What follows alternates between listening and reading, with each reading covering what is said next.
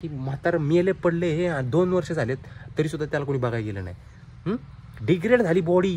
एक सगळ्यात इम्पॉर्टंट गोष्ट आहे की अशी की तुम्ही जर दुसऱ्यांकडून अपेक्षा ठेवत असाल आणि अपेक्षा ठेवून ते त्याच्याकडून पूर्ण जरी करून घेतलं तरी ते तुम्हाला ऐकून दाखवतील आणि आयुष्यभर ऐकून दाखवतील हे मी तुझ्यासाठी केलं होतं. कळलं का? त्याच्यामुळं दुसऱ्यांकडनं अपेक्षा ठेवायच्याच नाहीत. जे काय करायचे ते आपल्याला करायचं. कळलं का? तेच महत्त्वाचं आहे. आणि नाही झालं तर थोडा वेळ लागेल, काही हरकत नाही, पण स्वतः करायचं.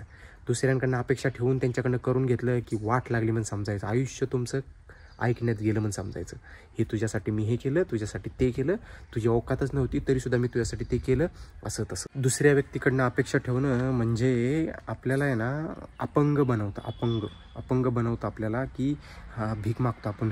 हे माझ्यासाठी ते कर ना, मला ते दे ना, माझ्यावरती माझं प्रेम आहे तुझ्यावरती आणि मला सोडून नको ना जाऊ. हे दुसऱ्या व्यक्तीच्या नादीच लागायचं नाही. दुसऱ्या व्यक्तीला आपल्या लाईफमध्ये घुसूनच द्यायचं नाही.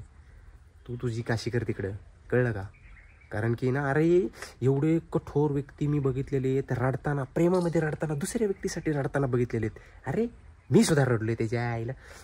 अशी बेकार गोष्ट आहे ना, दुसऱ्या व्यक्तीची लत लावून घेणं एवढी बेकार गोष्ट आहे ना, अजिबात नाही असली लावून घ्यायची.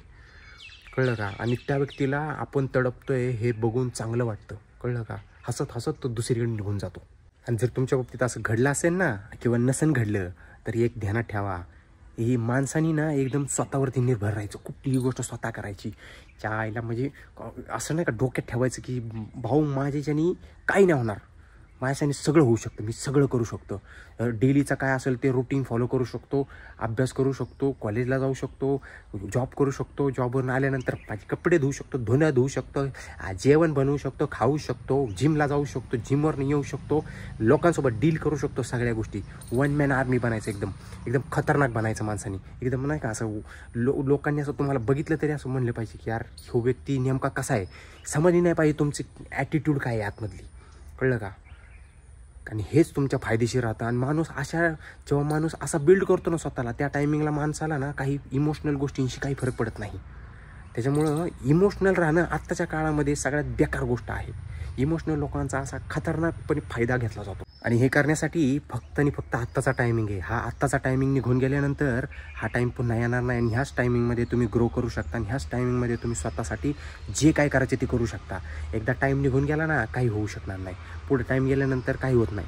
अरे आयुष्य वाढत चाललेलं आहे आणि ह्या गोष्टी करायला आपल्याकडे वेळच नाही आहे. मेन महत्त्वाचं आपण आपल्या गोष्टींवरती फोकस केला पाहिजे. आपण आपल्या स्किल्सवरती काम केलं पाहिजे. आपण स्वतःला ग्रो केलं पाहिजे. सगळ्यात महत्त्वाची ही गोष्ट आहे. जेव्हा आपण स्वतःला एक स्टेप पुढं ठेवतो, एक स्टेप अजून पुढं ठेवतो, आपण ग्रो होत जातो. आणि एकदा ग्रो होत गेलो ना माणूस, त्या टायमिंगला बाकीचे लोक पण तुम्हाला व्हॅल्यू द्यायला सुरू करतात. त्या टायमिंगला तुम्ही ॲक्च्युअलमध्ये लाईफमध्ये तुम्हाला तुमची व्हॅल्यू भेटून जाते.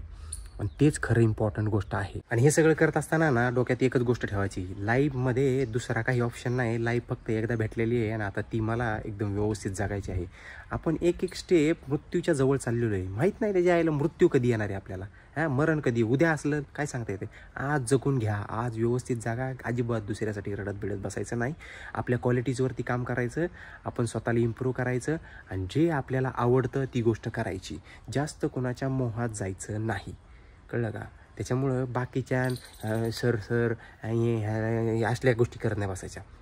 कामावर सुद्धा कामच करायचं, निघायचं गपचूप आणि आपल्या कामावरती काम करायचं. आपल्या स्वतःवरती फोकस करायचा. ह्याचं त्याचं चमच्यागिरी करत नाही बसायचं अजिबात. ठीक आहे? फोकस स्वतःवरती करायचा. चमच्यागिरी करणाऱ्यांचं ना लय अवघड होतं पुढे जाऊन. ठीक आहे? त्याच्यामुळं अजिबात हांजी हुंजी तसलं काही करत बसायचं नाही. काय असेल ते आत्ता आहे आणि आपण स्वतःला इम्प्रूव्ह करायचं. आपण मृत्यूच्या जवळ एक स्टेप जवळ चाललेलो आहे. कोणी नाही आपल्यासाठी. आपल्याला आई वडील सोडून जाणार आहेत मागं, बायका पोरं आहेत ते अशी राहणार आहेत. तुम्ही गेल्यानंतर तुम्हाला काय फरक पडणार नाही. किंवा एखादी स्त्री असेल तर ती गेल्यानंतर तिला काय फरक पडणार नाही. नवरा दुसरी बायको करणार आहे, टेन्शन ना घेऊ. पोरं पण काही दिवस आहेत, पोरं काही दिवसानंतर तुमच्या गांडीला ते मारणार आहेत तुमचं वय वाढल्यानंतर. अरे आत्ताची सिच्युएशन बघा ना, एक म्हातारं किंवा म्हातारी आतमध्ये 2-2. अरे फॉरेन कंट्रीमध्ये अशी सिच्युएशन आहे की म्हातारं मेले पडले हे 2 वर्ष झालेत तरीसुद्धा त्याला कोणी बघायला गेलं नाही. डिग्रेड झाली बॉडी तरीसुद्धा कळलं नाही त्याला. म्हणून स्वतःवरती फोकस करा, स्वतःवरती इम्प्रूव्ह करा. अशी सिच्युएशन नाही आली पाहिजे पडलो की तर फाडलो कुठेतरी मेलो. असलं नाही भाई. बॉडी तब्येत बनवा. एकदम मजबूत राहा. म्हातारपणात सुद्धा आहे ना असं वाकायची गरज नाही पडली पाहिजे. एकदम स्ट्रॉंग चाललो पाहिजे. चालता चालता मृत्यू आला पाहिजे. ध्यानात घ्या. बाय.